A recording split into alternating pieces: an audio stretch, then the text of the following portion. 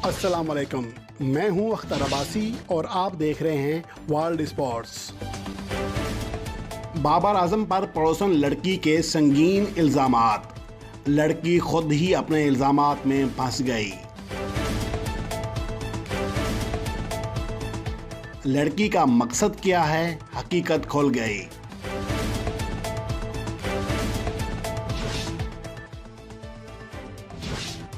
जैसा कि आप में से अक्सर नाजरीन ये जानते ही होंगे कि गुज़िश्ता रोज़ लाहौर से ताल्लुक़ रखने वाली एक लड़की ने प्रेस कॉन्फ्रेंस करके पाकिस्तान क्रिकेट टीम के कप्तान बाबर आजम पर संगीन इल्ज़ामात लगाए हैं। ये बाबर आजम के कैरियर में मंजर-ए-आम पर आने वाला पहला स्कैंडल है। इल्ज़ामात लगाने वाली लड़की बाबर आजम की पड़ोसन और उसकी स्कूल फेलो होने की दावेदार है और साथ ही बाबर आजम पर करोड़ों रुपए लुटाने की भी दावेदार है। और इसके साथ साथ कुछ ऐसे इल्ज़ामात हैं जिनका कोई सर पैर दिखाई नहीं देता। इस रिपोर्ट में ये इल्ज़ामात और इनका दूसरा रुख पेश किया जा रहा है, जिससे आपको यकीनन हक़ाइक़ जानने में आसानी होगी।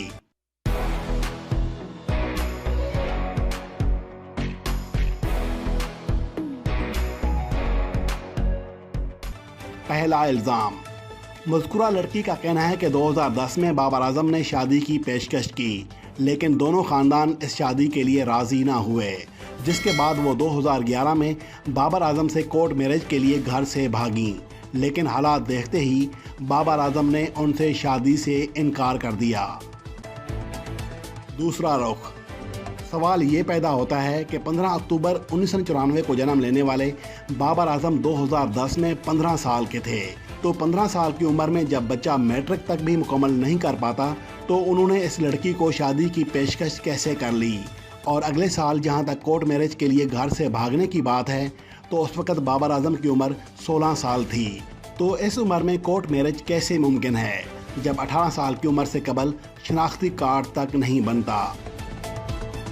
दूसरा इल्ज़ाम, मज़कूरा लड़की ने दूसरा इल्ज़ाम ये लगाया है कि वो घर से भागने के बाद गुलबर्ग और पंजाब हाउसिंग सोसाइटी के मुख्तलिफ मकानों में रैश पजीर रहीं और नौकरी करना शुरू की और फिर नौकरी के साथ साथ सैलून भी बनाया, जहां से होने वाली 30 से 40 हज़ार रुपये की आमदन वो बाबर आजम को दे दिया करती थीं।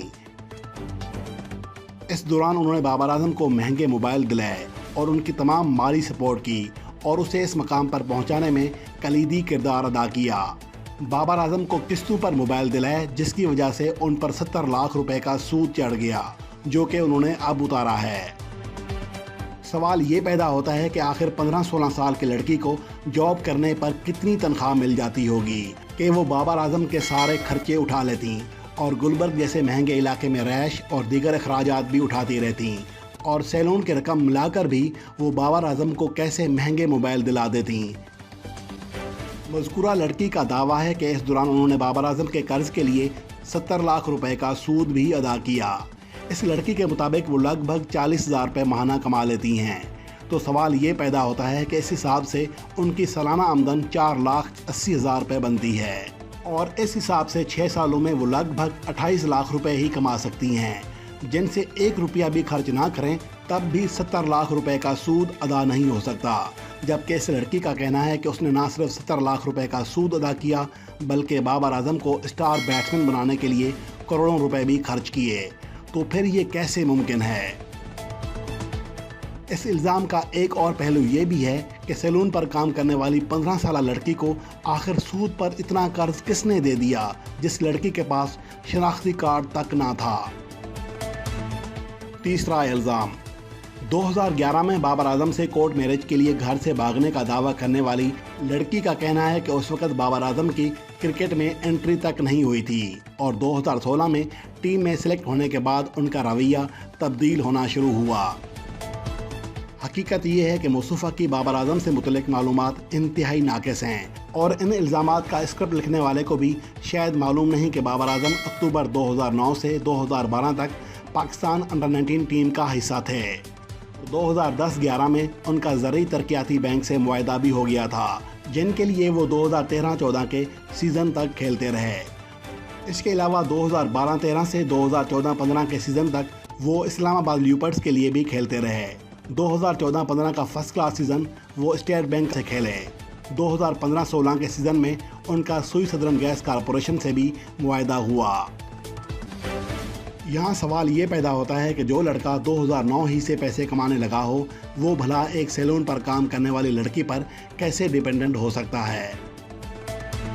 اس لڑکی نے بابر اعظم پر مزید بھی کئی الزامات لگائے ہیں جن کا کوئی سر پیر دکھائی نہیں دیتا، اور ہمیں ایسے بیہودہ اور گھٹیا الزامات کو اچھال کر اس لڑکی کے پروپیگنڈے کا حصہ نہیں بننا چاہیے، اور ٹی وی چینل سمیت یوٹیوبرز کو بھی چاہیے کہ وہ اس لڑکی کو زیادہ کوریج نہ دیں، حتیٰ کہ اس لڑکی کا نام تک نہ لیا جائے، کیونکہ اس سے بدنامی صرف بابر اعظم کی نہیں بلکہ ملک کی بھی ہو رہی ہے۔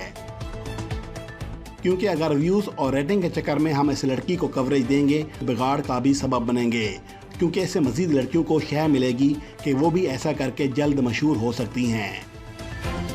لڑکی کا مقصد کیا ہے؟